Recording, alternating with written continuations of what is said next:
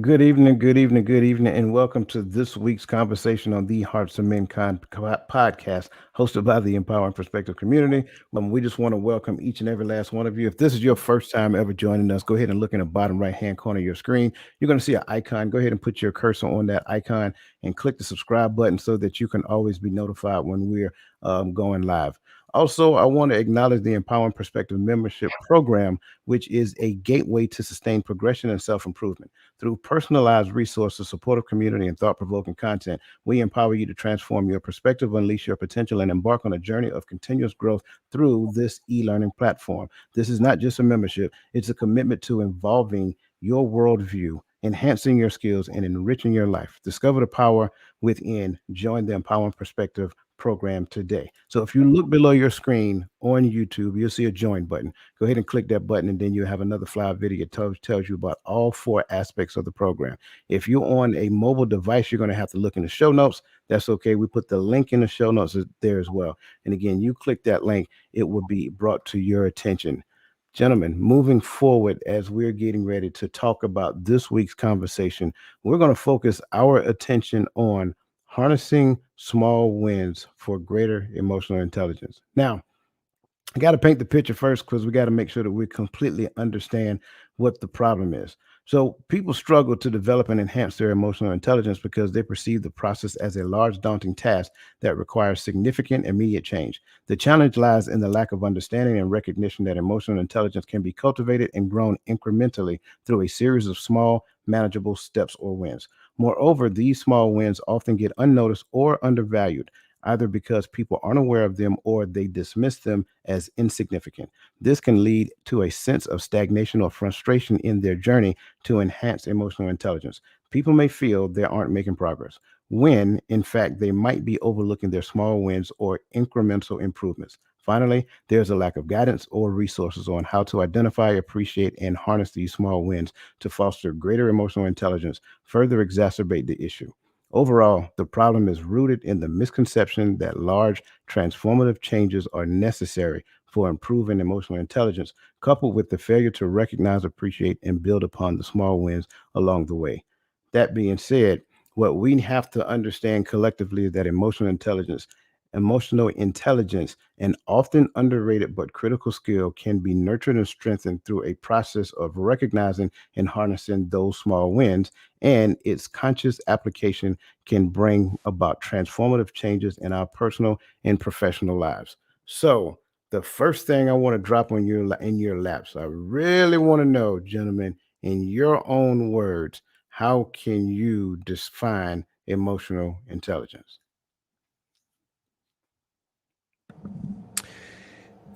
I've always been a base level, Before bottom these line kind of profound guy. brothers. Oh, go ahead, Tawame. It's on you.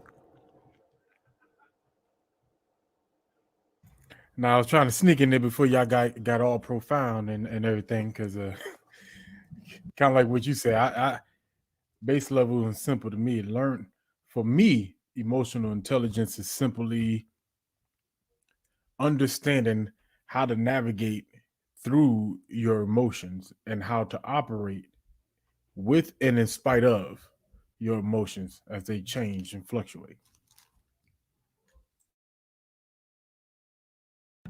That was pretty much where I was going to go. Emotional intelligence is just that, being intelligent with your emotions. You mean like what Roland looks like right now? I look intelligent. Yeah, man. Let me put my glasses on. I look like I can read. Oh, man. Roland, you look like whatever you know I need to know. Hey, see, and hey, believe it or not, I got jogging pants on. So no, let me stop. Let me stop messing.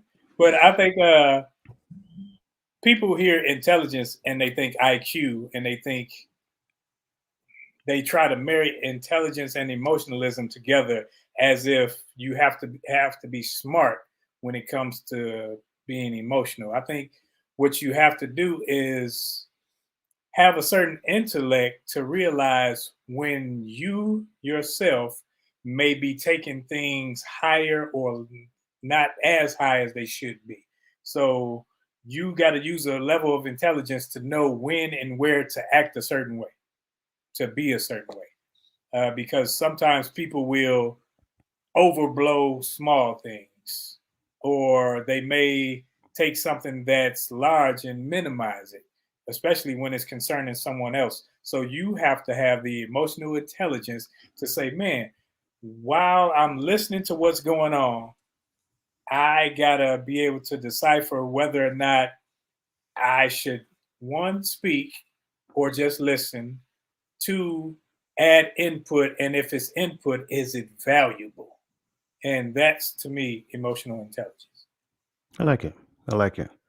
I would say I would add to what you're saying, just in a very simplistic aspect, to be aware enough to understand that my emotions should not be stagnant wherever they are right now. So the intelligence piece means that I have the ability to adjust and change and grow based upon the information that I'm acquiring.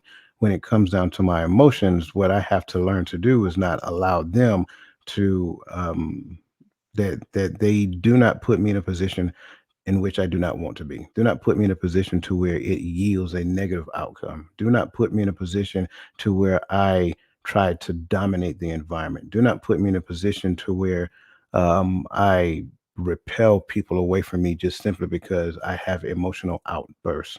So just the concept of being aware and self-regulating myself to such a degree that I am listening, I am learning, and I am adapting based upon the information that I'm acquiring.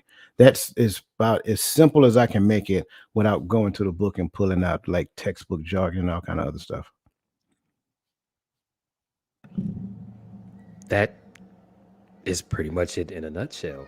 Being intelligent with your emotions. Roland made a good point about people thinking that intelligence, when it comes to emotions, is IQ, and it really is not.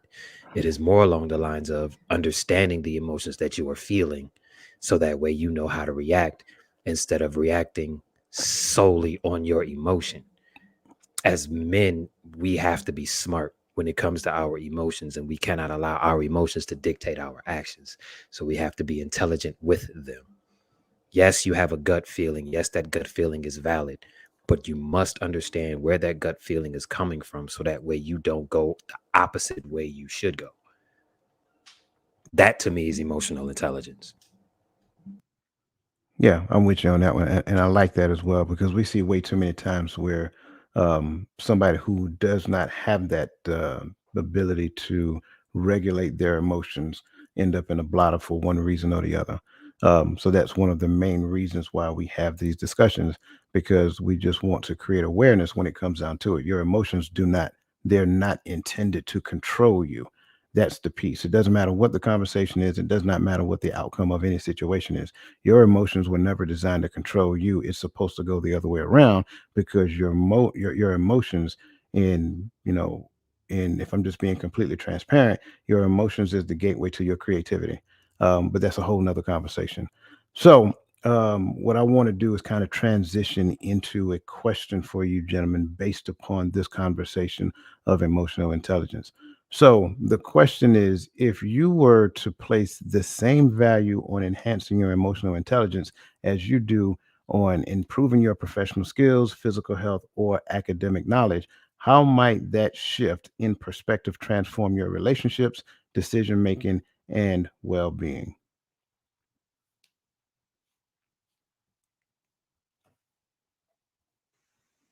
I think learning how to control yourself is a must, especially when you are in business or in relationship or whatever. Because if you can't control yourself, that means other people will control you. They'll control you with their actions by your reactions. And if you're always reacting, then you are never in a place of comfort because you're waiting for the ball to drop. You're waiting for the shoe to fall. And it'll drive you crazy, and things like that driving you crazy make you drive everyone around you crazy. So I think being in a state where you are composed per se, it allows you to, one, think about what's going on around you in your surroundings, and formulate thought and opinion about what's going on before you react. And that's beneficial to you and everyone around you, because you don't want to just react off the cuff, because that's where you have violence occurs or snappy judgments and things like that. I would say that this would get a lot of people out of survival mode. If you can be emotionally intelligent about everything that is going on around you, then you can understand that A, a lot of the things that are happening are temporary, and B, you'll be able to navigate way easier understanding how you feel about things, and kind of, I guess that's it, understanding how you feel about things and learning that what you feel is valid, but you have to think about it. I'll jump in right where you left off, because more, yes, how you feel about it, but more than how you feel, but why. Right. I think when you can understand why I feel this way, or why does this bother me, what is the root cause? When you dig into your emotional intelligence for real, right? And what we're talking about is emotional health, right? How do I become healthy emotionally? Because some people are not there. They only operate in their emotions because maybe there's a lack somewhere down in the past that has triggered you along the way, that has caused you to become more angry all the time, or caused you to feel and despair, or cause you to put on this victim mentality because of our emotions. A lot of us are driven by that emotion. A lot of us are driven by our every second of how we feel. And so digging down into my emotional intelligence causes me to understand not just how I feel and what made me, but why do I feel this way? What has gone on in my life that has been unaddressed this long, that I have a problem with hearing people sit. I know y'all look at me crazy, but I got a friend that cannot stand being around jokers who sit. If he hears he loses mind. I don't know why. I don't know if he knows why, but those conversations have to be had with yourself.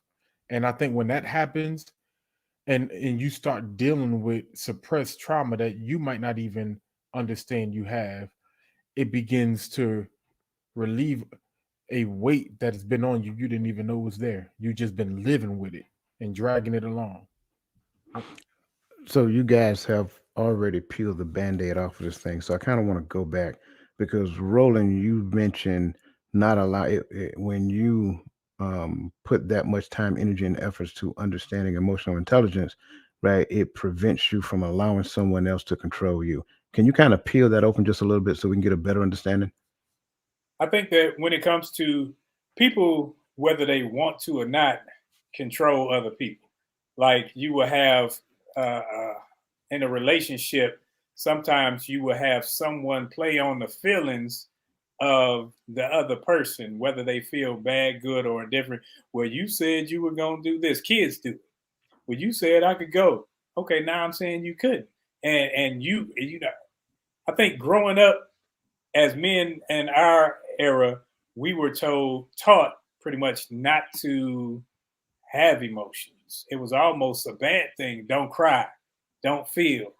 So then when you grow up not crying, not feeling, sometimes those people that instructed you in that manner control you in a sense, because now it's like you a grown man and they say, hey, you ain't supposed to be doing this. Like, hold up, I can't show emotion. I'm vulnerable right now and I'm trying to express myself, and you're trying to hold me to that little kid instead of allowing me to exercise what's normal to everybody and vent. So sometimes it's a good thing. Sometimes any control outside of yourself can be bad, can be detrimental. That's why you have to be the one in control of your emotions and your state of being. Because when you're not and other people can do it, they can have you up, they can have you down. Then somebody's happy, they're sad, somebody leave. It's like, oh, my world is coming to an end. No, your word ain't coming to an end. They just left. Like I told you before, my father told me, he can say, you can catch another one before you catch a cold. So get over it. So what I'm understanding, and I want to make sure I'm paraphrasing what you're saying accurately. So as children, we were supposed to be taught how to, number one, understand the emotions that we have, and then learn how to manage them in such a degree that they become healthy, so that as we become adults, we're not emotionally handicapped or emotionally manipulating anyone as adults and growing over into our older and more senior years. Yes, because what we do is we become a carbon copy of our parents or whomever raised us. And we start sometimes when you mature, you start to say, man, I have some ugly ways. And those ugly ways came from people that raised you, came from people that taught you. And you realize like that wasn't good for me then. So I refuse to teach my children that now. So I'm going to allow them to express themselves in a respectful manner, but I'm going to allow them to express themselves. I like that. I definitely like that. And then the other side of what you're saying is that so the boys were taught to suppress their emotions, but the girls were taught to express their emotions. So as they grow up, you got one side that expresses and the other that doesn't express it. And then what happens is it creates a rift between the two of them because what we believe is that there is no intimacy in the relationship. Yeah, then we make up little lies like, well, opposites attract. He beat you upside the head. That's not an opposite. You don't like it. That's not an opposite. That's crazy. So yes, you have to. And anytime you raise two opposites like that, it boils to be a combative relationship. And then she thinks she's right, he thinks he's right, and there's no middle ground. So there's no real relationship built. Yeah, I like So that. would that be the reason why people today mistake an absence of emotional expression as masculinity?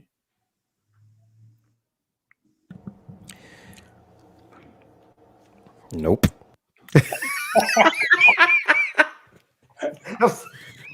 I just had to put it out there. Oh my God, that was funny. I was waiting. I- I don't think that was a serious question. I think that was a setup question, to be honest with you. You are not going to bait me tonight, Tawame. That is not happening. That was pretty good. That was pretty good. But Chris, I am coming back to you, sir, if you don't mind, because you mentioned it can help you get out of survival mode. I agree with you first, but I want you to kind of paint the picture and kind of help everybody else understand why you went there first. Because things happen. And as men, we were taught to just get over it and move on. As men, we were taught that showing emotion was actually quote unquote feminine. I really wish the narrative that only women are emotional creatures would be destroyed because we are all emotional creatures because we all feel emotions. The thing about it is, we were never taught how to deal with them. So we are always suppressing. And when we are always suppressing, there's this thing that we have in our gut that we know is there, but it's like, if I express it, what do I do? If I express it, I got to hear from this person that I'm acting sensitive. I got to hear from this person that I'm in my feelings. So I am trying to survive not showing my emotions. And then, like I said previously on previous shows, small things become gigantic when you suppress that. So as men, we are in survival mode because we have been taught to not have feelings. We have been taught to not have feelings under the guise of being stoic. You understand what I'm saying? And stoicism and not being emotional, stoicism and not feeling emotions are two totally different things, but for some reason they're synonymous. So that is what I mean by survival mode. We are attempting to survive, not being able to express how we feel. And then the moment that we do, we are all of a sudden toxic, or we are all of a sudden the bad guy. No, I have these feelings in my gut and I know that they are valid and I need an outlet to express them. I should be able to without being called a name. You understand what I'm saying? That is Yeah. what I mean by survival mode. I love it. I like it, and you're spot on. And I will add to it, telling me that the only place that I get to express that feeling that I have in my gut is with my dudes, knowing that they did not cause that feeling to surface. That's not helping me. That doesn't, and it's not healthy. Because the only thing that you're going to end up doing is we're probably in most cases experiencing some of the same things just at different moments in time. So we bond stronger, but the bond that brings us closer together is the trauma that we're experiencing. So that becomes an issue as well. So we just have the exact same story, and it becomes a never-ending story from man to man. But we have to get to the point to where we can talk to each other, right? We got to be able to talk to our spouse. We got to be able to talk to our significant other. We got to teach our children, like Roland said, to be able to express those emotions. So I thank you for sharing that, brother. And again, the other side to it, I mentioned it earlier, is that emotions is the gateway to your creativity. That's the other thing, and I talk about that.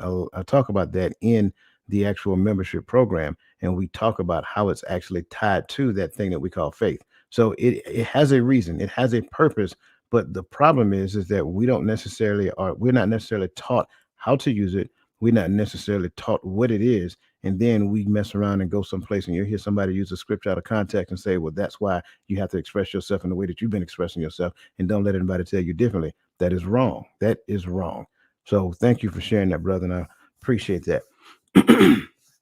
Brother Gaddy, you talked a couple of things, man, and I loved it. You brought in understand the why, root cause. Talk to me about the root cause analysis of emotional intelligence. Whew, man. So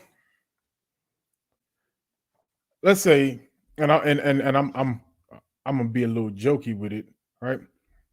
Because I don't want to trigger nobody, nothing. But let's say growing up, someone accidentally spilled spilled some coffee on you, messed up your clothes, right? Something simple and easy. And throughout life, you always stayed away from people who drink coffee. And so later on, one day, you get into a relationship with somebody and they always coming next to you with coffee, and it triggers you and it makes you mad and it makes you angry.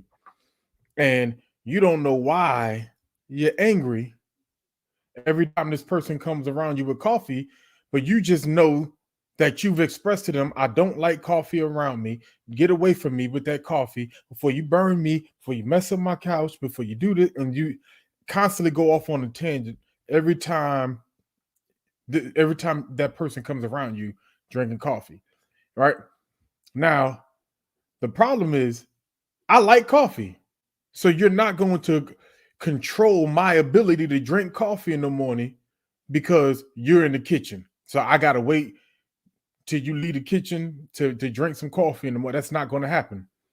Uh, and then we tend to manipulate people with our emotions because we can't understand, or we forgot, or we don't know what that root cause was. It was someone spilled some coffee on you and messed up your outfit when you were 8 years old, and now you hate people with coffee. And I'm just using coffee as an example, but there's an underlying issue that has happened somewhere down the line that has caused you to have outrage when certain things are said, certain behaviors are presented. Shoot, my daddy used to pop me in the mouth every time I chewed with my mouth open. So if you come around me sounding like the moment I hear you smack, everything inside me gonna boil because I remember getting backhand while you know, but I know where that comes from, and so because I understand where that comes from, I end up saying old cliches that our grandparents used to say, "What's wrong with you? You was raised in a barn. You weren't taught how to eat at the table, like stuff like that." So we have to get back to the root cause. We have to understand why we have these emotional triggers that we have so that we can start to deal with them. Okay. I think I could look at the root cause of how we were raised and how our parents and grandparents were raised would be to not show weakness. Because when you show emotions, when you lash out, it's an expression of something being wrong and your displeasure in it. And coming out of slavery and those sorts of times where, they wanted to lash out, they wanted to react. But remember, these are people that got dogs sicked on them, got water hoses sprayed on them, and all these things. And if they were to react, then certain things would happen and they could lose their lives. So in turn, the parents would say, okay, whatever I'm doing to you is not death, so it's not that bad. So you can't cry. If it ain't, are you bleeding? Are you dead? Okay, get up, move on. And we, instead of realizing that we aren't in, sometimes when you're in trauma so much, when you get out of trauma, you still act like you're in trauma. It's the same reason when I got out of the hood, I still ate pork and beans and weenies. I still ate my peanut butter and jelly sandwiches. It was like, man, I ain't broke, but I eat like I'm broke. I do things like I had a broken mentality, a broken mindset, and I brought that along with me. And we got to get out of that just with the emotions and the brokenness. We got to get out of that because people need to express themselves or they will bottle it up and not understand the root of it. Well, my mama did it and her mama did it, so it must be right. No, it's not right. Hey, I like my broke food. You know what I mean? I just bought a can of corned beef hash. That's what you bought. Can of diabetes. But Tawame, the coffee analogy was spot on. There's the underlying root cause, like, okay, I got burnt by coffee when I was 8 years old, so I do not like coffee around me. But there's also that on the other side, I am not the one that burnt you. So do not blame me for what I was not even around for. Do not do that to me. That is unfair. I did not do anything to you. So there's the other side of that as well. You see what I'm saying? So the coffee analogy was brilliant. Yeah, I liked it as well. And I want to make sure, because you guys kind of unpacked a lot of things here. So I'm understanding, based upon what Tawame said, I'm understanding that in a lot of cases, a person's emotional hangups, and somebody mentioned triggers in the chat. So a person's triggers may not necessarily be based upon the individual that is before them. It may have stemmed from an event that took place years ago, but they never addressed the fact that this thing bothered me, and they never talk with that individual about the depth and breadth of their emotions at that particular point, given that particular situation. Am I correct by saying that? I think you said it better than I did. No. I just want to make sure. I just want to make it make sense, because some people don't even like coffee. But so moving forward, Roland, I like where you went with it, because what you may be experiencing is what could be known as systemic trauma from a culture that existed and has been passed down from generation to generation. So we're teaching trauma within the scope of our own community. Am I correct by saying that? Yes, sir. So I love this, because these are some things that most of us don't know. And you're looking your mate in the face and you're demonizing that person, and they are completely unaware of the traumas that they possess, let alone the fact that the triggers that show up in their face cause them to come up. So that's why I'm asking questions to such a degree that we are, because what we need to understand is that everybody needs a little bit of grace. I want to make sure I'm saying that. In that vein, oh yes, sir. Go ahead. I wanted to ask a question, because when you said the way you said it, maybe I took it wrong, but the way you said it, cultural trauma. I think when you live in a multicultural world, wouldn't you say that we all have some sort of emotional trauma? Because and I say it like that because once I may have been taught that men behave this way because of my culture, but once I come into this world where there's 13,000 cultures, and I see men act opposite of what I was taught that men act, that becomes triggering. And that just may be something cultural that my daddy taught me. That's not how Muslim men, or that's not how Black men, or that's not how Hindu men, or whatever the case may be. That's not how they act. Is that making sense? Does that make sense? No, you're making a lot of sense. And probably about 5 words down, that's what I was going. So no, you're good. You're good. And you're absolutely correct. No, you're good. But you're absolutely correct. Like when we look at some of the things that, and I'm not going to kind of sugarcoat it, like when we look at some of the things that we collectively suffer from, well, everybody collectively suffering from something in some shape, form, or fashion. I think sometimes in our own naiveness, we believe that, well, this person has it better than me. We're sure if we're doing a comparison thing, but everybody is suffering from something. That's the point that we need to understand. What this person over here and this person over here is suffering from is not my responsibility. My responsibility is this person right here. So as long as I focus on me and continue to become the better version of myself, that means I get the privilege to help everybody around me heal and grow. That's the space that we got to get to. And that's why I was asking these questions to such a degree that I was. Chris, you're unmuted, bro. So I think you want to say something. And if I cut you off, I'm sorry. Oh no, I am simply I'm listening. Okay. But here's the thing. I understand the cultural triggers and I understand the multicultural triggers that we see on a regular basis. However, I believe that a component of emotional intelligence is understanding, okay, this is triggering me. Why? Why is this triggering me? Is it something that happened to me, or is it something that I heard happened oh so long ago that happened to people before me? What is this? How do I deal with it? I think that is the component that is missing. I love that, Chris, because you in order to deal with anything, you have to identify it. You have to say it is what it is. And having dealt with young people who have been physically molested or anything like that, I've seen where they buried it and forgot about it. And then when they were in a relationship with someone else, it pops up. Or you see young girls who don't know why they just are promiscuous, why they are a certain way. It's because you had some issues when you were being babysat back in the day or whatever. That's not every case, but that can be the case in some manner.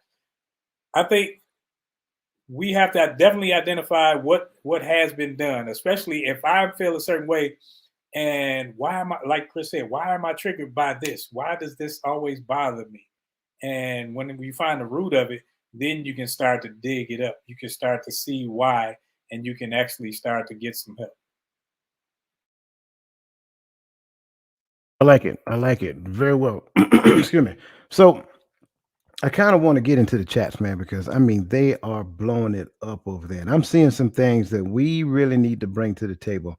But I don't want to miss anybody, so I want to go back and welcome. Where did I miss? There we go. So welcome Brianna Moore. If I'm not mistaken, that's that young lady that asked that amazing question that week. So welcome back. eBlack TV, welcome to the show. Cassandra McKenzie, welcome to the show. Let me see, who am I missing? The hobbyist. I'm not even gonna try to pronounce the first part of that, so I'm just gonna call you the hobbyist. I hope I'm not offensive, but welcome to the show. Joel, welcome to the show. Always good to see you. I think the traveling geek, welcome to the show. I think I got it. Christian Barrow, I would not forget you, young brother. Welcome to the show. I think I have everybody now. Again, if you're out there, by all means, get in the chat because we definitely appreciate and value what you're bringing to the table. So I'm gonna put my hands up and I'm gonna stop touching stuff. And whatever comments that show up on the panel, those are the comments that we're going to address next. Because I am loving what they're saying. So eBlack TV says emotional intelligence is learning and understand your current emotional triggers, needs, and lack. Absolutely. Absolutely. And just really what those brothers were talking about. So thank you for that. Michelle Ray says we have been programmed to use emotions to manipulate conversations and most of all people. Facts. I can't stress that enough. Great point. Thank you for that. At Chris, that is it. Real-life situation or incidents are temporary was a key factor that in assisting me with my emotional health. Yeah, absolutely. Situations are temporary, but people, I mean, they're more important than the situations and instances. So absolutely, good point. And thank you for that. Let me see what we got next. Common sense along with your emotions and be smart enough to know the difference. You don't have to be intelligent or smart to use common sense. Man, I love that. And you know what? Go ahead, brother. Common sense isn't always that common, though. I was going to say the same thing. Some people struggle with common sense, but she is absolutely correct. Thank you for that. All right. Some people do not have emotional intelligence. They lie to themselves. Big facts. There is only one situation where a lie is acceptable. And again, we talk about that in the membership program. But when you lie to another person hoping that they believe your lie, that is so wrong. So wrong. But thank you for that. Awesome. Oftentimes, emotions are suppressed because of the perceived backlash. Learning to navigate these emotions creates a healthy environment. Can we pause there for a second? What are your thoughts there? Because I like that comment. What are your thoughts on that? This is what I was speaking on earlier about men expressing themselves and being put in some box. Oh, you acting real feminine, or you acting real emotional, you in your feelings. It is not that serious. It's serious if I said something, because I am not allowed to say something in the first place. I am not allowed to feel these feelings in the first place. So if I even speak on it, then they're valid. So you're right. We are going to talk about this. You can use any shaming tactic you want. You can use any insult you want. You can use any guilt trip you want. But we are going to talk about this. I do not care. I have this gut feeling and I need to get it out, because if it festers, it's going to blow up and you are not going to like it. So let's just address this now, so that way I do not turn into the Incredible Hulk later.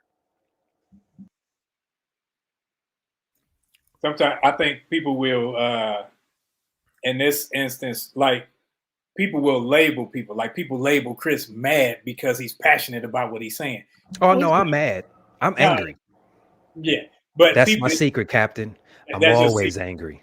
And people will label people when they're talking to them like, "Oh, you ain't got to get mad." Like, I'm not mad. I'm my voice raised because it's a heightened sense of awareness because of what we're talking about. I'm passionate about it. I'm not yelling at you. I'm not degrading you. It's just the situation has elevated the conversation. So don't go into Karen mode and bring me some fake tears that now I got to talk like this and with my hands under my feet or something like that, so that you feel comfortable, because now you feel scared for your life or something because I'm speaking up for myself.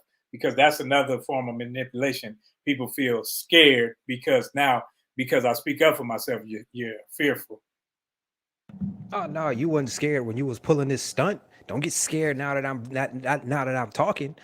F that. Listen, I have learned to forget your tears, forget your fake emotion or whatever to try to make me feel bad for feeling the way that I feel.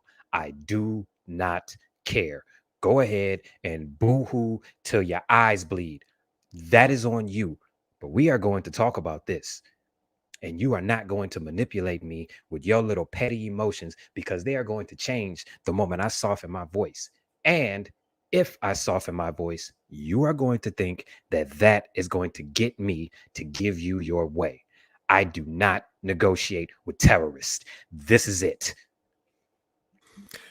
Hey, you know what? Real talk. Even though I made a face when you said I don't negotiate with terrorists, I really do believe people who emotionally manipulate are terrorists. At the end of the day, I 100% agree. Like, I know you probably said that for effect, but I really do think you're a terrorist. Those of you who are out there manipulating people, you're a terrorist. But when I read this statement, it came to my mind like this, along the lines of what we were just talking about.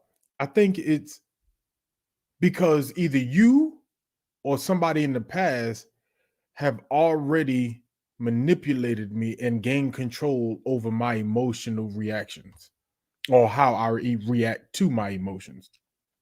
And so, because you have either shamed me for how I feel, or you've belittled me for how I feel, or you've tried to control the narrative based upon feelings, now every time it's time to have those tough conversations, I'm always fearful because of what I perceive to happen.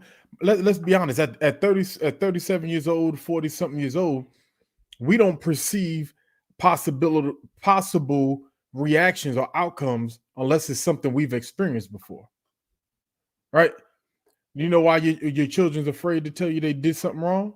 Because they don't want to get spanked, or they don't want to get popped, or they don't want to get put on timeout or put in the corner. So somebody has manipulated whoever that person is that is afraid of the emotional backlash. That's how I feel about it. You know, I love your responses, and Chris, man, I was over here. I'm glad I was muted, man. I probably would have drowned out your sound. I was laughing so hard. Um, I like everybody's response, and I really do like this statement because I know that this statement is somebody's reality, multiple somebody's out there.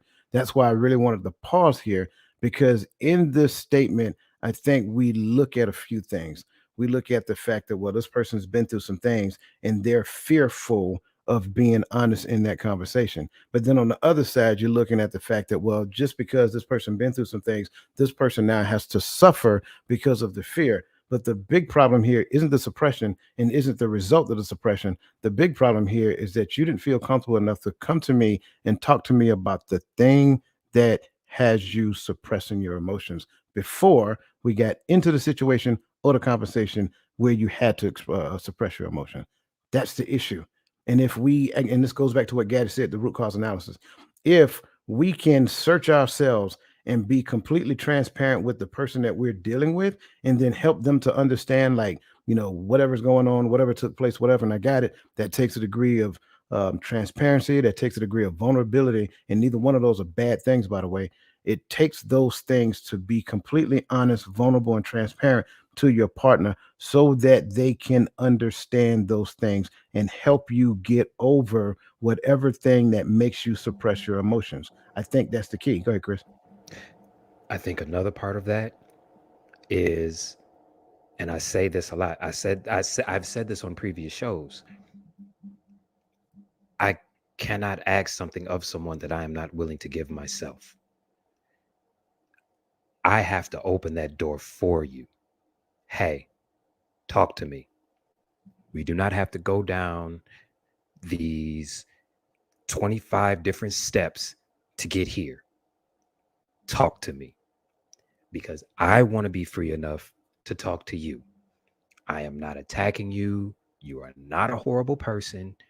We just need to talk because we need to figure some things out. I think that's another part of it that is lost in translation. Everybody wants gimme, gimme, gimme, gimme, gimme emotional intelligence. Talk to me, talk to me, talk to me. But nobody wants to open up and say, I need to talk to you. So I want you to talk to me. You understand what I'm saying? I always say this. There is no gain without sacrifice. You must give before you get. If you want that person to feel like you are that emotional space, you have to give it to them. And you have to let them know this is a no judgment zone. We are going to talk. You do not have to do all of the, you do not have to attempt to manipulate me. It is not necessary. I am not here to hurt you. I just need to figure some things out. The door is always open. Let us talk. But do not attempt to manipulate me, and do not suppress anything and then later on it blows up when you could have come to me initially and said, hey, we need to talk. You understand what I'm saying? We have to provide that space. Great point, and I'm glad you brought that. Lisa Keys, thank you for that because that was a great statement. Cassandra says sometimes we suppress emotions because there is not anyone that will openly accept the emotions that we're trying to express. Then that person isolates themselves and become reclusive. That's pretty much exactly what the brother was just explaining just now. So great point, and thank you for bringing that to the table. Traveling Geek, again, welcome to the show. I wonder how many men on the panel have an emotional safe space in their mate. Since there's only two brothers on this panel that have mates, gentlemen, the floor is yours. Be careful. She's listening.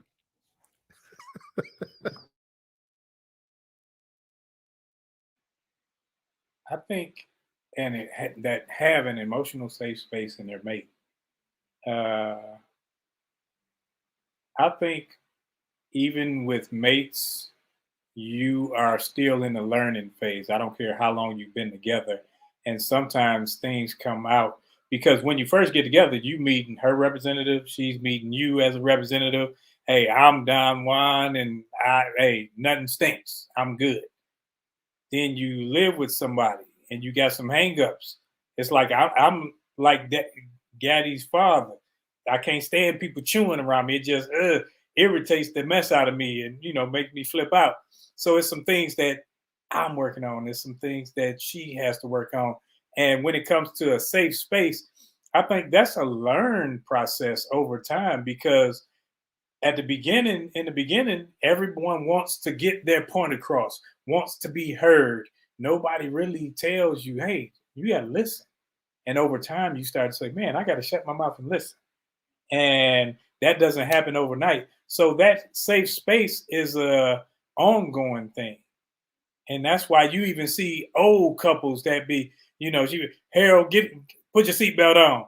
And Harold sitting up there, I don't want to put my seatbelt, whatever it is, because they are still learning triggers. Like, I ain't like when you told me back in 67 to put my seatbelt on in the Chevrolet, and now they tripping about that. That's how they say it. I grew up around old people, but but yeah, so I think that's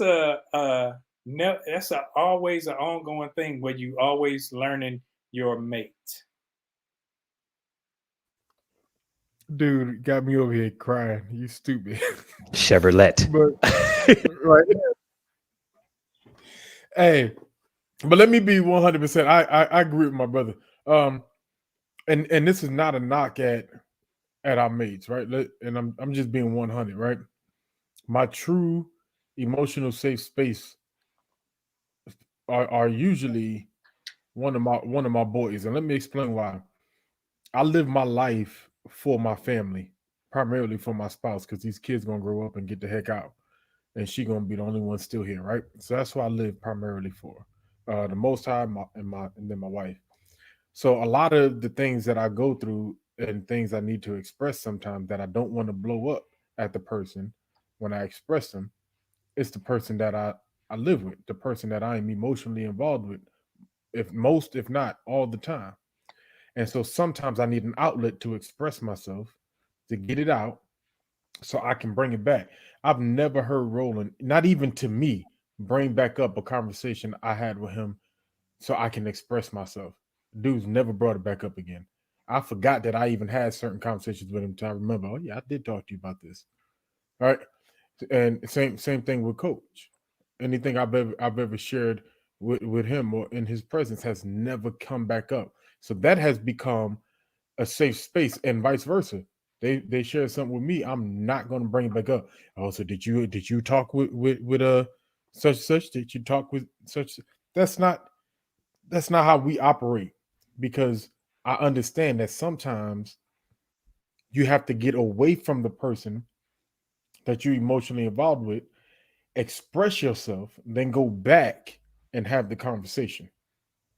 And so it's not a knock at women, it's not a knock at anybody specifically, it's just the reality. That's where all my emotional energy goes. So my safe space is outwardly, because don't none of y'all outside this house can change or move my emotions. You ain't that important to my to and not I ain't mean that to sound bad, but you ain't. It's I'm over here laughing at O'Shea, because O'Shea said y'all hesitate, so y'all in trouble. Listen, so that being said, I wanted to address that, because again, those brothers are married. That's why I left it to those two to respond to that. So we're going to move on to the next talking point. And again, you guys are adding so much value to the conversation. Keep putting the information in the chat, and we're going to get to them as well. So I want to kind of bring to the table some of the challenges. We kind of talked about them in layman's terms, but generally, emotional intelligence challenges, if you will, they kind of exist in about 7 different spaces. So number 1, you have the misconception and lack of awareness, like I talked about previously. But then number 2, you have underestimation of importance. You have measurement difficulties. You have cultural differences. You have lack of education, and then you have resistance to change. For this conversation, I'm going to reduce it down to 3 points that we're going to address. So the first point that we're going to address under it is lack of education. Now, when it comes down to lack of education, lack of education is based upon the institution. So many educational institutions focus heavily on academic achievement and less on emotional or social learning.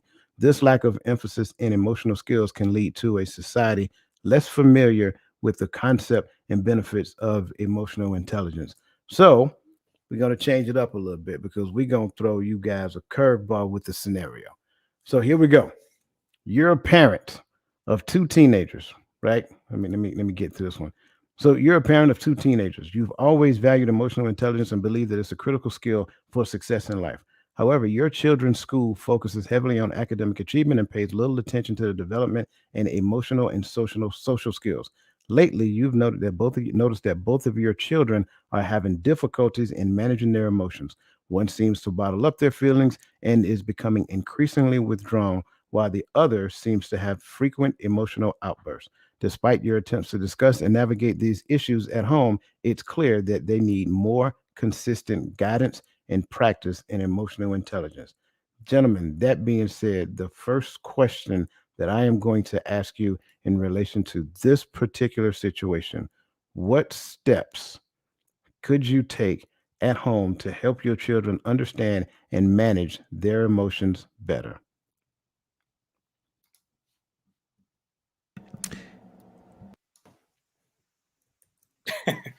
I think for me, we about to write some stuff down. We about to write our feelings. We about to have some type of, you can dialogue with the book, dialogue with the piece of paper. And when you write down what you're feeling, how you're feeling, and go through that, I think sometimes it becomes therapeutic. And as that becomes therapeutic for them, it will become therapeutic for the group because now I get to hear what's bothering my child. I get to see why they're thinking or feeling a certain way and see what maneuvers I need to, how I need to, okay, is this school the best? I know academically it may be great, but if they are stunted in other areas that they need to excel in, I may need to make a change as a parent. So let me ask this. You say, are we talking? Because I think Lisa put it in the chat. Are you talking in reference to family counseling or just counseling that your child go through themselves? Well, you had said at home first. Okay. So I was thinking that you were saying, what would I do? And I would start if we doing this at home, I'm starting with the little, hey, we got some family time where Okay. everybody's going to do that. My apologies. I misunderstood what you were saying.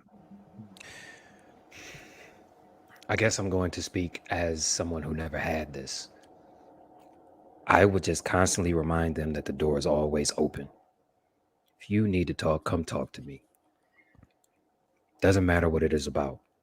I'm your father. You are supposed to be able to come talk to me. I am supposed to be the one out of everybody. Me and your mother are the two people on this planet that you should be able to come to with anything. So come talk to me. No pressure. Just come talk to me whenever you are ready. I'm not going to beat you down. I've noticed some things that are different. You wildin', and you are just over here just stuck, just doing nothing, and you are just quiet. This is different. Come talk to us when you are ready. The door is always open. That is where I would start. Being that I am not a parent, I do not know the further steps. I mean, the counseling sounds like the best way to go because there's an outside person that can kind of view everything and give their own perspective. But if we're starting at home, then the home has to be the safe space. Come talk to me. Come talk to us. Schedule a date and time. I will free my schedule up for my children. That is where I would start.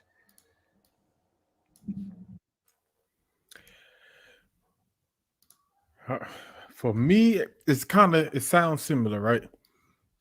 But I would not, or let me not say would not. I do not do a lot of talking in that aspect, right? Because here's what we try to do when we had the oldest kids more often. What we tried to do a minimum twice a week. Sit down at the dinner table and let's talk. You talk actually. I listen. Hey, how was your day? What happened at school? What classes did you do today? What did you learn? How did you and when they and you learn, the more you allow your children to become comfortable having a conversation with you as human beings, right? Not disrespectful, but as human beings, you find that they become more open to telling you what happened. And then when they tell, they say such and such did this and did that to me. I thought, oh man, how did that make you feel? I didn't like it. You didn't like it. How? Like, what did that make you feel? Made me feel angry, and I wanted to do something. Let's explore that anger. Let's explore it. And then you have these conversations and let them do most of the talking. I just ask key questions. Let them express it. And then if there's a need, and I evaluate how they handle the situation. Did they suppress it? Did they say something? Did they get angry? Did they hit the kid? Did they throw stuff? What did they do? Then I can direct based upon what I already know has taken place, because it's already real to them. And once they have expressed it, I can show them what what I'm saying through their own life. See, so that anger you feel, that's an emotion. Emotions change. You don't always need to react on the emotion. Oh, but he keeps doing it. Have you said something to teach him? Now, I sound like I'm diplomatic, but there's only so many times my son gonna come home and tell me that the same kid kicked his stuff over and pushed his stuff before we're gonna have a meeting with the kid's parents. I don't want to see the principal. I want to see your daddy.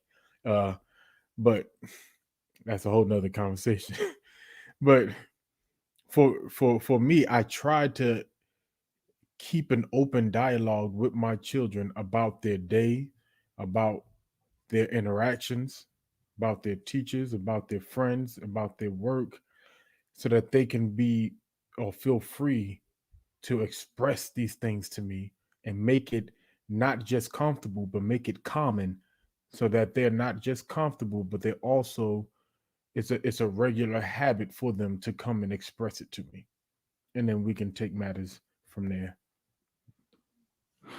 I am I'm appreciating everybody's point of view on this question because I think as we are unpacking this, I think we might be helping somebody who might be going through this because I see a few comments in there. I think Cassandra said she actually went through this.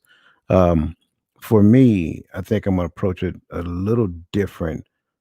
Even though I like what everybody's saying, I'm gonna get there eventually. But the first place I'm gonna start is with me and mama. Me and mama need to sit down and talk because the result of my child outburst might be because what they see in us. So we need to look at how we're behaving in front of them. Maybe our emotions toward each other is making them feel that they have to choose one side or the other. Maybe the way that I respond to her or she respond to me is something of that nature. So me and mama need to sit down and talk and find out, are we displaying any behaviors that may, cause our child to behave erratically, so forth and so on. And then after we search ourselves and understand where we exist within the space of relationship, how we're showing up as parents, how we're showing up as a couple, then we as a unified front is going to move to our child's space. We're not going to bring the child out in the living room, right? We're going to go to their space where they're isolated at because apparently they feel comfortable there. So we're going to go to their space and we're going to sit down and we're going to talk. And Gaddy, just like you said, we're going to ask questions, right? Because we're seeing some things, and this isn't us putting you on the trial, putting you on trial. We're not on the witness stand. We just want to understand what is going on. And in the midst of that, if they do not feel comfortable opening up, and I don't stop there. We're going to keep going back. We're going to keep going back until they get to the point of relaxing and then being open and honest. And then if it seems like we're doing it too many times or we seem like we're frustrating the child, then I'm gonna go to Roland's perspective and I'm going to bring the book and say, here, you don't feel comfortable talking, just write it down because we care, we're concerned, and we want to help you manage whatever it is you got going on. So we offer, so that's kind of, in my opinion, I think that's how we create that safe space for them to be open and honest and reveal what's going on in their life. That You you I'm know what? glad you said that. I'm glad you said that you were going to their space, but you didn't make it sound like it was invasive. like you were coming in to take over. You are asking to be invited in because that is the space where they are comfortable. And you need to make them as comfortable as possible for them to be able to talk to you. This is why this is the trust thing. This is the trust thing that parents need to show that they can allow their kids to have. Because if a kid trusts their parent like all the way, they'll tell you anything. They will open all the way up with anything. But that trust needs to be built. So I'm glad you said that, and I'm glad you didn't make it seem like you were invading their territory. Yeah, I wanted to share this because, Coach, while you were talking, because consistency with your children is definitely the key. I remember when Messiah, when we got to Texas and he started going to daycare and pre-K and stuff like that, every day we used to ask him, Messiah, how was your day? At first he wouldn't say nothing. Then we used to, got a little worried. Then we said, Messiah, how's your day? Good. What did you eat today? Food. All right. Every day he'll give me a little bit more. We ate Cheerios. We ate this. We ate that. That's it. Then it got to the point where, Messiah, how's your day? Good. And I ate this for breakfast and I ate that for lunch. All right. But now in what grade your nephew enrolled in? Second, third? He in one of them grades, right? Yeah, second grade.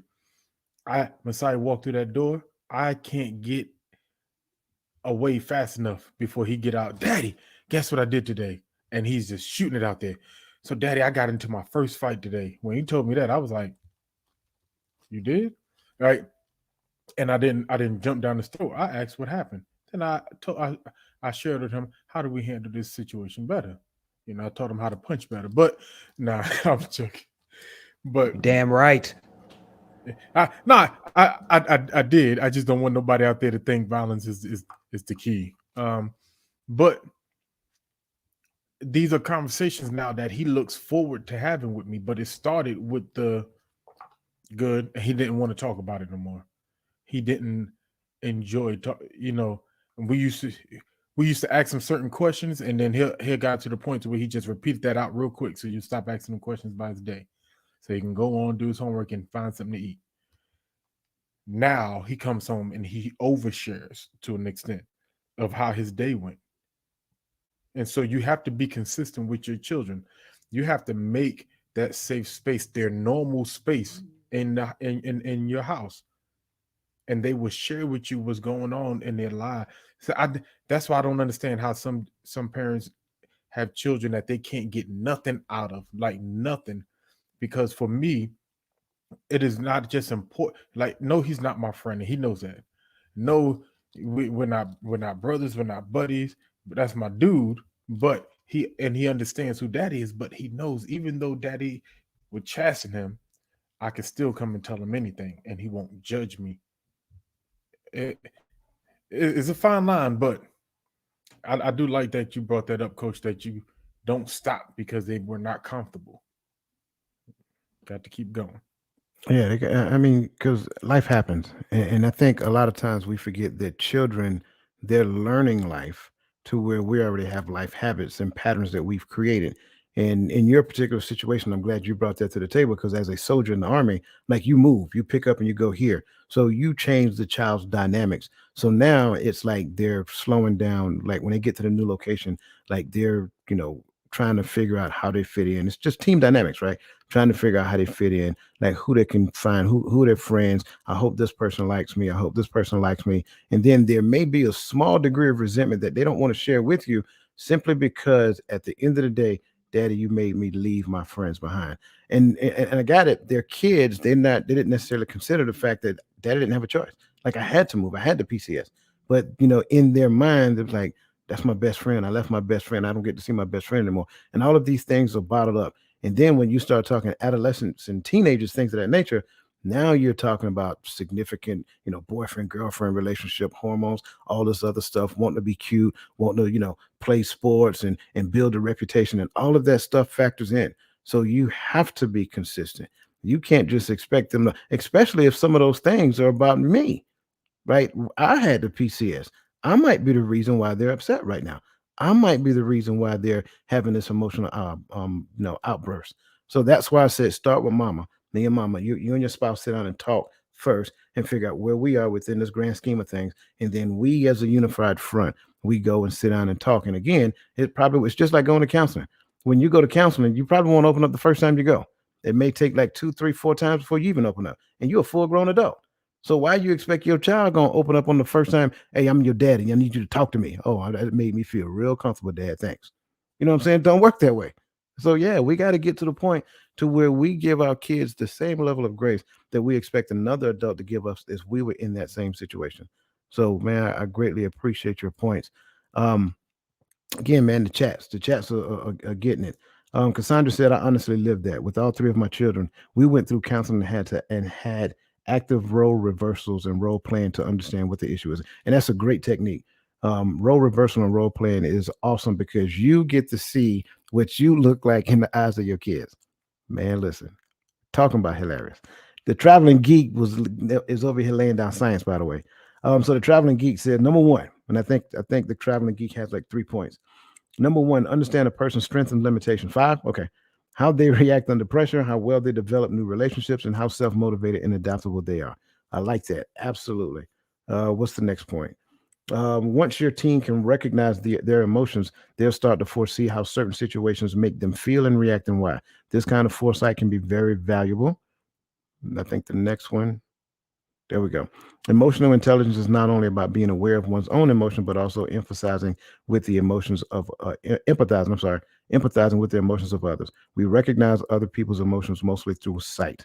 True, absolutely. That was the piece I wasn't trying to bring out in the beginning, but you're spot on. And then number 4, as a parent or important adult, you represent to them the very best the world can be. If they interpret that as judgmental or critical, they'll approach the world with defensiveness. Absolutely. Absolutely. And last, they are the ones apologizing for something. Show them how to do forgiveness. Not every bad behavior has to invite a consequence to teach an important lesson. Yeah, I agree with that as well. And I definitely agree with the forgiveness piece. Because I would tell you, for me, I struggled with not so much forgiving, but apologizing. I struggled with apologizing as an adult because I never really, I'm not, well, as a young adult, because I never really seen people apologize when I was young. I've never seen nobody apologize for nothing when I was growing up. So that's a great point that you bring in. Thank you for that. Like I said, Traveling Geek was dropping some knowledge. Roadblock 63, welcome to the show and appreciate that, man. Definitely. And you're welcome back anytime. Yes, that coach example or mirrored great process to adopt. And thank you. I appreciate that as well. Um, Mr. Dwayne, I've lived that, and I'm the one currently that bottles up their emotions, and due to the trauma, I don't remember most of my childhood. My heart goes out to you, brother.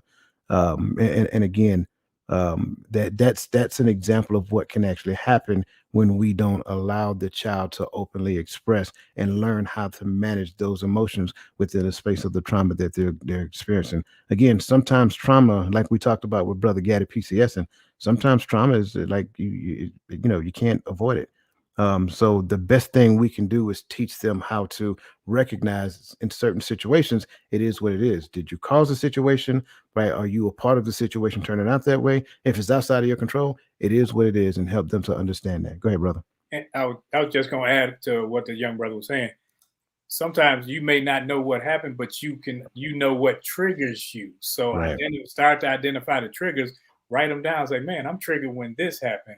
And then it may allow you to trace some steps, or if not that, just to say, man, this triggers me. I don't know why, but you can handle it in a different manner because you know it's coming. Absolutely. And it's still never too late to fix it either. All right. Man. Go ahead. No, I just wanted to say I understand exactly what you're saying, dude. Not dude in disrespectful way, my bad. Mr. Christian. Because kind of both with what Coach was talking about with the PCSing, it was kind of my life within the city of New York. We moved around a lot. We went through a lot of trauma, a lot of history there, right? And the bottling up or not having a safe space because my mother was always going, or because we jumped from here to here and because we ended up there, we really didn't have time for safe spaces or to live a life of normalcy, right? And so a lot of stuff now is forgotten because it was suppressed. And I shared that real quick to share with you that you are not alone in that journey of figuring that out, right? And I don't necessarily share with everybody what I do because it's not necessarily healthy, because I think it might be another form of suppressing. But I've gotten to a point in my life to where I'm just content with everything that happened, all my experiences, because I am who I am in spite of and because of. So, but that's me. But you ain't alone, bro. Absolutely, absolutely. So we're going to keep pressing, and Christian Barra, I would love to talk with you about that later. But absolutely. So we're going to keep pressing. Welcome to the show, Miss Christina Espinosa. So the next point is resistance to change. Emotional intelligence requires introspection, change, and vulnerability. Many people resist these due to discomfort or fear. So the scenario for this particular one is based upon this particular setting. Imagine you are a part of a traditional family where emotional expressiveness is not commonly practiced. Family members usually keep their feelings to themselves, and the emphasis is more on action rather than words. You have come to realize the importance of emotional intelligence and believe that open communication about emotions could improve your family relationship. However, when you've tried to initiate conversations about feelings, there's been resistance from family members due to discomfort or a sense of vulnerability. They seem to prefer the way things have always been and don't see the need for change. That being said, gentlemen, the question that I ask you in relation to this particular scenario, how might you encourage your family members to embrace the change and open up their emotions?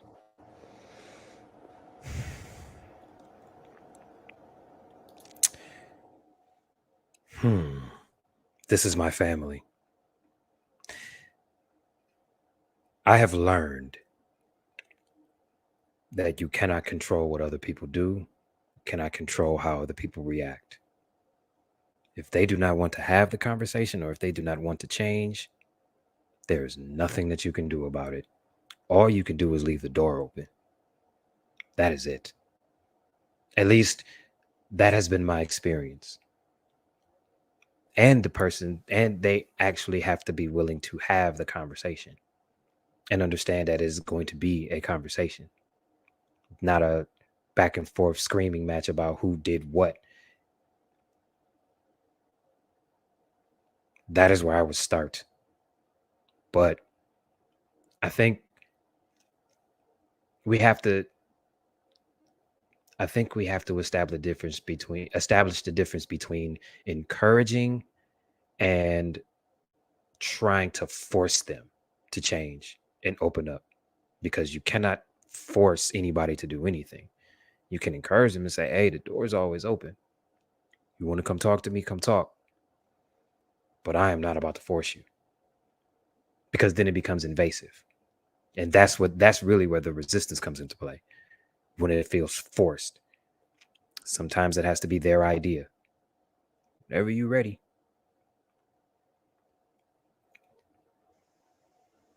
I think for me, I would probably tackle it one-on-one with one person at a time. The person who actually may share some commonalities in this field with me, or common feelings.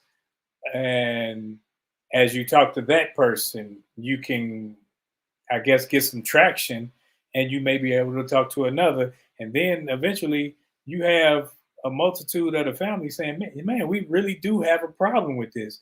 And then it's identified. Then you can say, hey, we need to sit down as a family and actually talk where one listens to another.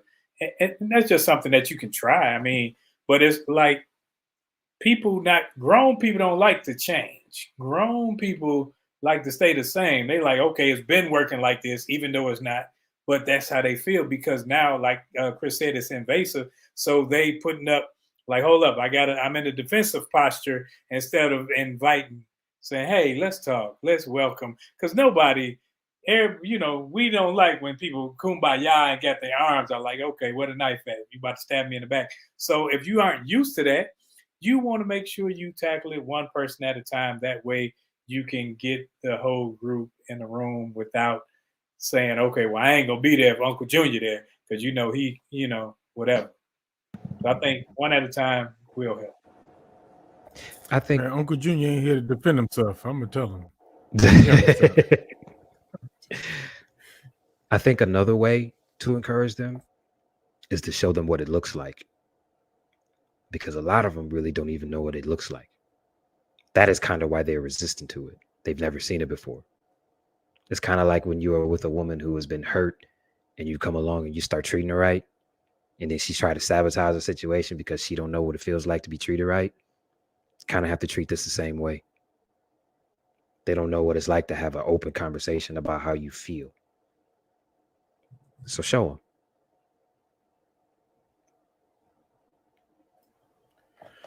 them. Man, I would say this is difficult for me because I think immediately to my brothers, right? And I told you, my father, he popped us in the mouth. We chew with our mouth open. But my father, he has taught us some of these things that we are identifying today as toxic, right? Because we were taught to be strong, and a part of being strong is you don't show emotion. Outside these doors is the enemy. You know what I mean? And in order for you to strive and drive on, in order for them to accept you as a man, as a human being, as soon as you cry, they think you weak. And now you can't navigate how you want. So you got to stand strong. You got to stand this. You got, so strength has always been the key. And it's kind of like what Roland brought up earlier because of the times he come from. My father was born in the 40s, came back from Vietnam and he was still getting spit on, right? But I would try, and I do try when I talk to my brothers. I need to be better at calling people because I don't call people at all. I'm trash with that. I'm honest.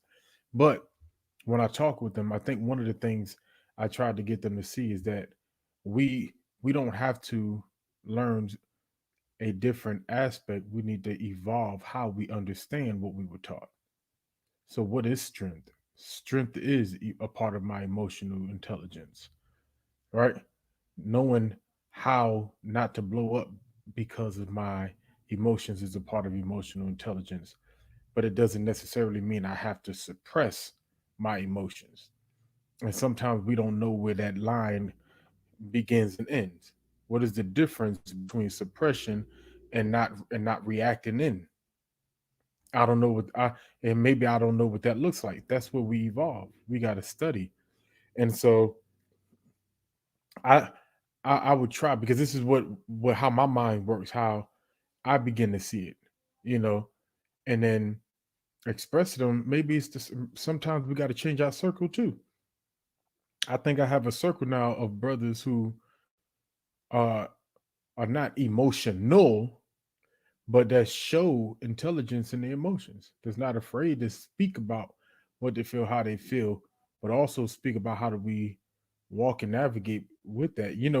These are things I see even in my circle, so it's easy to walk there because it's a part of not just who I am now, but it's also a part of what I surround myself with. And so these are the things I would try to share with my family because, like I say, they were taught to be rocks. Even my sisters, some of the toughest females you would ever meet in your life, ever, ever, ever, because they had that toughness to them. Yeah, so this question can be a little tough. And Roadblock 63, that's me, brother. I'm with you. Like I think we might be, we might be related in some shape, form, or fashion. Um, this one is tough because we can sometimes superimpose our perspective of success on the entire family.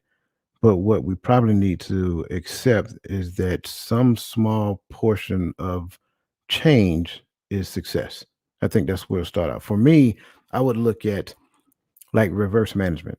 So whoever the leader of the family is, right? So generally there is one person that moves and the family moves in concert with that person. And that's the person I'm looking to team with. That's the person I'm looking to talk with.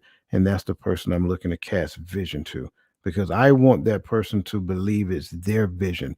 So when I talk with them, I share it with them and share with them the possibilities, the outcomes, and the things that can actually bring the family together as a unit based upon us becoming more emotionally accepting of where each person is within their life.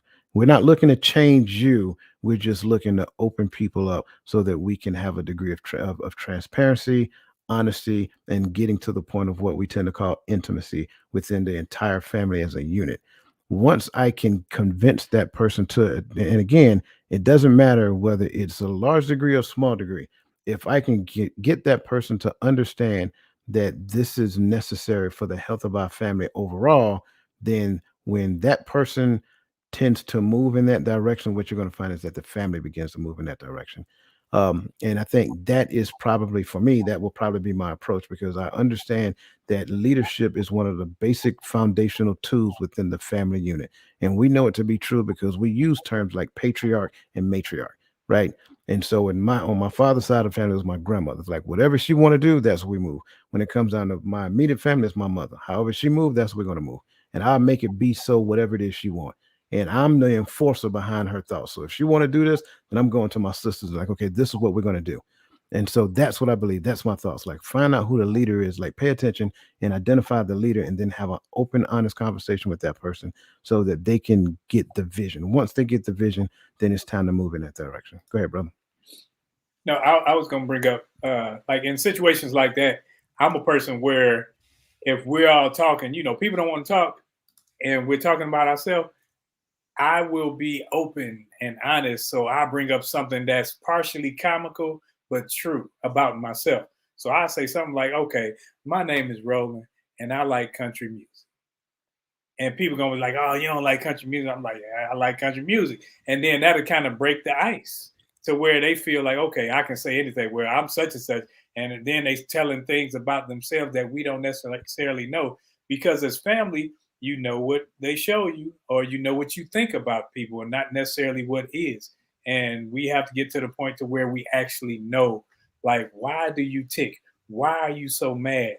Why, because when we can get that out, like me and my sister, we talk all the time. And truth be told, like, my sister's younger than me, but when it comes to certain things, my sister is you in the family. Where if she says what goes, I'm the person that say, hey, what she said. Like, okay, what she said, that's what's about to happen. I don't care what y'all talking about. Whatever she said, that's what we about to do. I love it. I love it. So as we get ready to transition into our final thoughts, and again, we appreciate everything you guys have put in the chats, and we want to make sure that we honor and respect and appreciate your times. But as we get ready to transition into our final thoughts, we want to recognize the newest member of the Empowering Perspective program, Empowering Perspective membership program.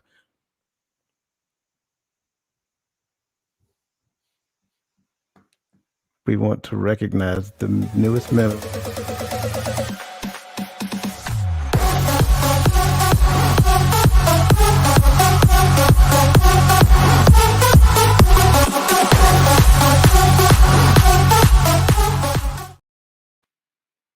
All right, Lisa Keys and Michelle Ray, welcome to the program. Thank you so much. Chris is over there rocking out. I'm telling you. That was my Jersey Shore fist pump. Oh man, it's always exciting, always exciting. So again, bittersweet moment. As we transition into our final thoughts, we're going to let the poor man Dr. Phil close us out tonight. So we're going to start with we're going to start with Brother Gaddy, then we're going to go around to Chris and to myself, and then close off with Mr. Roland Walker. So Brother Gaddy, you have the floor. Hey man, final thoughts for a show like tonight for me is simple, right? And I say this all the time. I say it often because this is one of the things I believe in the most: is continue to evolve, continue to grow knowledge, and continue to evolve. Because as people, as human beings, we think we know everything right now, but tomorrow there will be something new to learn. And concerning even something as simple as the emotions we walk and live with every day of our lives, we still struggle. Even those who are self-proclaimed emotionally intelligent, we struggle. So that's the key right there. Don't stay stagnant. Don't live in those moments of your emotions controlling what you don't do, what you do, who you don't talk to, who you talk to. Free yourself by learning, by knowledge, by evolving, and then practice leaving your comfort zone and see if that don't help you change how you feel about things. Have conversations you're not used to having. You know, for a lot of men, a lot of young men out there, hey, go talk to a girl randomly, and you never know, because a lot of men are used to, we get rejected more than we don't. So a lot of men have a problem talking to girls. Hey, just peel the band-aid off and see if you don't become more comfortable in those things that seem as if they are emotional barriers. All right, evolve. Yeah. My final thought is going to be kind of simple. Um, we have to stop using emotional intelligence as a buzz phrase. Words have meaning. And as men, we must be smart and intelligent with our emotions. But we also must acknowledge the fact that as men, we have them, and it is okay. It does not make you soft. It does not make you a punk. It does not make you any of the shaming tactics, the insults, or the guilt trips that they want to throw in your face just because you feel something. They are valid. You must process them and understand where they are coming from. Emotional intelligence is being intelligent with your emotions. You have them, embrace them, but be smart with them. That is all. I think for me, it's just quite simple. Again, we have to get to the point that we have a better understanding of ourselves. Continue to, self-reflect on what situations make you respond in such a way that that you're not trying to move in the direction, that you're not trying to move in that direction. So, what situations make you respond less than the person that you want to be? What situation triggers you to such a degree that you reflect back on yourself, and it, in some cases, kind of make you ashamed of the way that you responded, and then ask yourself certain questions and then go on a journey to overcome those particular automatic responses. It is without a doubt, it is a programming that exists. You have to rewrite the code to the program. And that's pretty much what we're trying to help people do here on the Empowering Perspective program. So, with that being said, I just want to make sure I address that, because this week we talked emotional intelligence. We're not finished, we still have more to go, but then we're going to bring feelings into the conversation, because remember, emotions and feelings are not synonymous. Man, these brothers said it all. They said enough. But if I can add anything to what they said, it would be to continue to learn yourself and learn what triggers you, because you're learning your partner or your friends and you're learning what triggers them. So never use what you learn against someone else, because that's what we tend to do. We tend to say, okay, and you don't say it outright, but you say it in your actions when you know what to move them to do what you want. And that's called manipulation. And you never want to manipulate your friends or family. You never want to manipulate them to do something that they didn't already want to do. So when it comes to emotionalism, emotional intelligence, keep learning yourself so that you can help someone not be in the same position that you found yourself in time and time again, or at times in the time past, because you don't want to continue a line of hurt. You don't want that train to continue to go. You want it to get off the track. And if we do that, we can find ourselves looking at family members, friends that are healthy in their relationships and healthy in their endeavors with other people. So as we go on throughout this week, I ask that everybody sit back and think about the things that trigger you, the things that you know set you off or put you in a certain space to where you don't necessarily feel right, or you feel like putting up your fists. Sit back and learn those things and write them down. And when you write them down, write down how it made you feel at the time, and the things that you may be able to do to get yourself out of that funk, out of that zone, or see how you can do things better on the next go round. And if we're here to help you, because even in the chat, you help us. We read the comments, we see what you're saying, and that's why we ask for you to get involved. And as you get involved and as we read these things, we're like, man, this is something that we could talk about, because it's therapeutic for us just getting up here expressing ourselves. So we thank you and we appreciate you and your assistance while we go through this whole ordeal, because this is something that our community needs, and this is a community. So we appreciate you. We thank you. And until next time, we'll see you then.